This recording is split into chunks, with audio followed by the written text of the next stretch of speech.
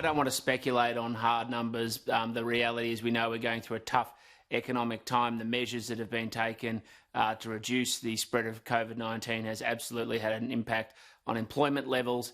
And as Tom Petrosky from ComSec just said, the reality is it could be a lot worse if it weren't for the initiatives the federal government had taken to provide the JobKeeper program, which keeps people connected to their jobs. But as we're coming now into this recovery phase, means people are connected into their jobs and their employers to be able to resume where possible their employment as best as possible per usual to keep unemployment down. Sorry, Tim. Yeah, I mean, I was just going to say, you know, it's not just unemployment, but it's underemployment as well, which, you know, if it was all included, it would be a whole lot worse. Well, that's true. I mean, I don't think anyone pretend otherwise, but that's why policy designed not just to manage people through the crisis, but the recovery, which is what we're, you know, hopefully heading towards, is so critical. And that's been the basis in which the government has engaged, is not just how do we get people back into jobs, but we remove simple things like time lag from when businesses restart and then need to go into the process of rehiring. They still have their existing staff. Now, I'm not going to try and pretend that there aren't going to be people out there who might have worked full-time, as many people who continue to work full-time throughout this crisis, and took reduction in hours to make it possible for more people to be employed while we build the economy back up. I think this is part of the conversation we're going to have, but it's better to have a job, to be able to support yourself and your family, and to put the country in a position where it can recover as quickly as possible. Well, just on that, and Deloitte released some figures that were well published this week, and some of those figures suggested that the budget may well be back in balance by the middle of the decade. Are you that optimistic?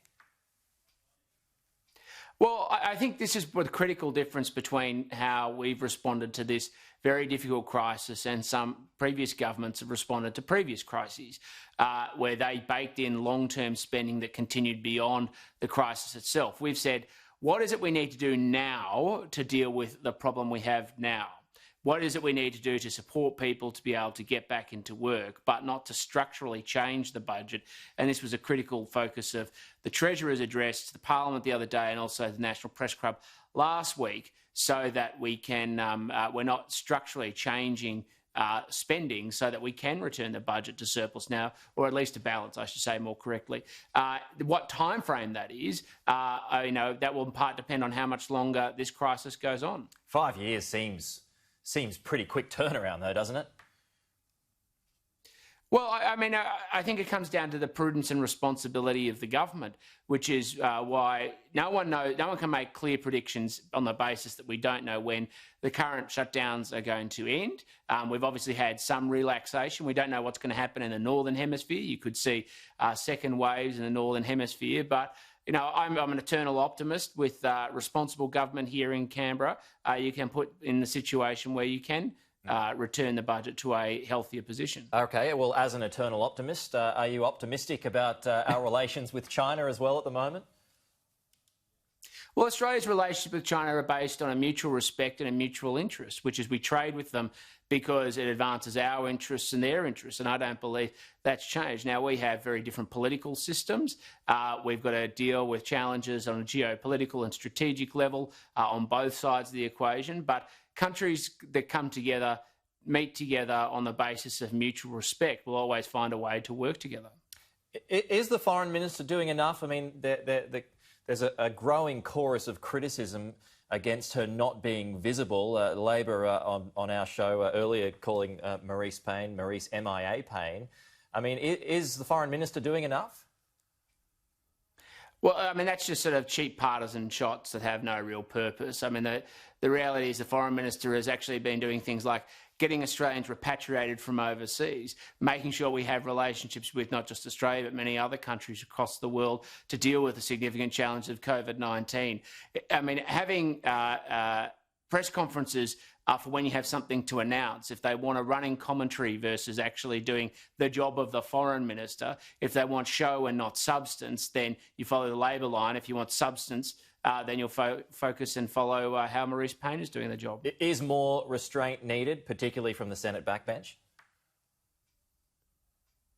I don't quite understand your question. Well, I mean, there's a lot of criticism about the Senate backbench kind of dictating foreign policy at the moment. I mean, is more restraint needed in its attacks on China?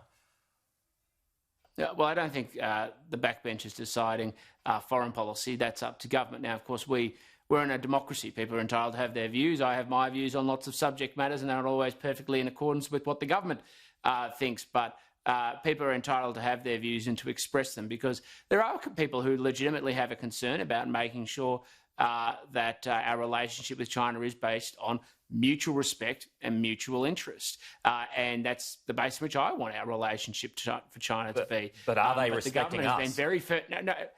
Well, the government has been very firm. Let me just finish my point there, which was about the need for things like an independent investigation into the origins of the virus that started in Wuhan. That's in our interest. That's in the interest of the people of China's interests. It's in the global community's interests. And so making very firm, clear policy positions in the interests of humanity is what the basis of this, our national interest and humanity is the basis of this government's approach. Just finally, Tim, what do you make of the actions of ME Bank and Industry Super Australia at the moment?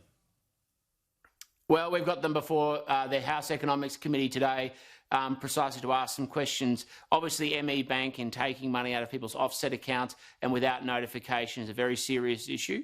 We've asked them to come before our committee and have an urgent hearing to explain themselves and to go through some of the detail and how they're addressing it into the future, because we wouldn't tolerate it from the Big Four. I don't know why we'd tolerate it from ME Bank.